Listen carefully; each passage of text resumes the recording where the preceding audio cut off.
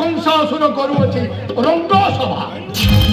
হে রাজন্য মণ্ডলী, দেবকী এবং বসুদেবর বিবাহ ଥିଲା রাজজোটক।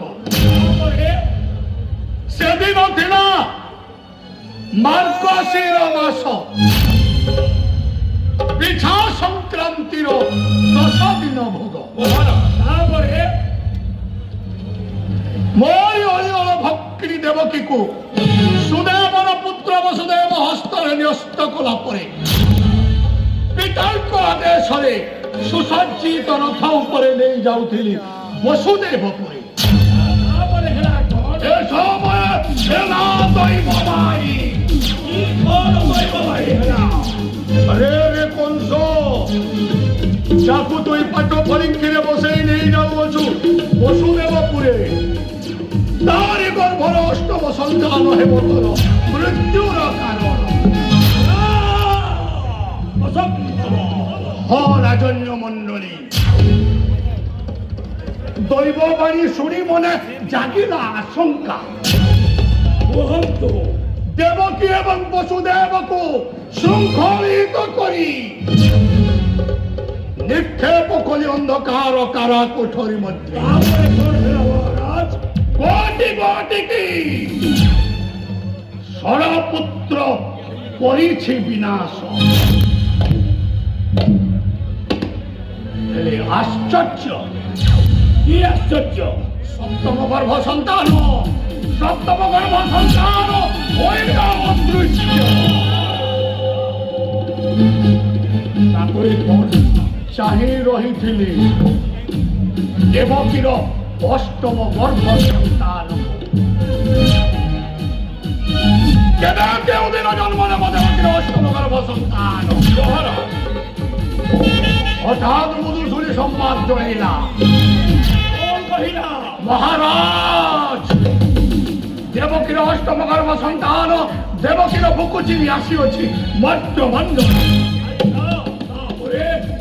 মধুসূরী ঠাରୁ ସମ୍ବାଦ ପାଇଲା ପରେ କାଳ ବିଳମ୍ବନ କରି ଛୁଟି ଗଲି ତାରା କକ୍ଷ ମଧ୍ୟରେ।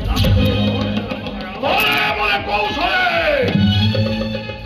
ଦେବକୀ କୋଳରୁ ନେଇ ଆସିଲି ଦେବକୀର ଅଷ୍ଟମ ଗର୍ଭ ସନ୍ତାନ। ହେଲେ ଏ କି ଆଶ୍ଚର୍ଯ୍ୟ ରାଜନ୍ୟ ମଣ୍ଡଳୀ! ଅଷ୍ଟମ ଗର୍ଭ ସନ୍ତାନ ପୁତ୍ର ନୁହା କନ୍ୟା। ତାପରେ ସେ ପୁତ୍ର ହେଉ ଅଥବା କନ୍ୟା ହେଉ, ଦେବକୀର ଅଷ୍ଟମ ଗର୍ଭ ସନ୍ତାନ ହେଉଛି ମୋରି କାଳକଣ୍ଠ। ତେଣୁ আকর্ষিবেনি বাহুরে কন্যা গৌড় ধরি দর্শন শিরারে প্রহার করন্তে উড়ি গলা গগন মণ্ডলে। তারপরে এবং কন্যা খর্পর ঘাতি মা দুর্গার উপরে আবির্ভাব হই কহিগলা কেতেটা কহিগলা কংস, ଯିଏ ତୋତେ ବଧିବ ସେ ବଢୁଛି ଗୋପରେ। 8 ବର୍ଷ ବିନା ଆସିବ ଆସିବ ତୁରା। କିଏ ସେ ବାଳକ? ଭାଦ୍ରବ ମାସ ଅଷ୍ଟମୀ ତିଥି ଅର୍ଦ୍ଧରାତ୍ରିରେ ଗୋପନଗ୍ରେ কাহা গ্রহে জন্ম নেই অছি কংসাসুর। কইবলে দেবর্ষি নারদ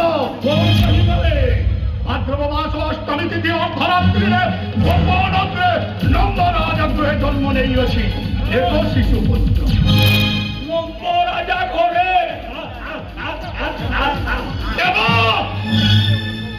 নন্দরাজা করুଅছি নন্দোৎসব।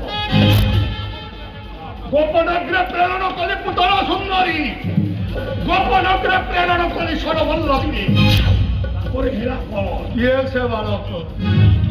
কেউ বলে বলিয়াল সেই বোধ কলা মোর পুতলা সুন্দরী, বোধ কলা মোর ষড়বল্লভী। কহিগলে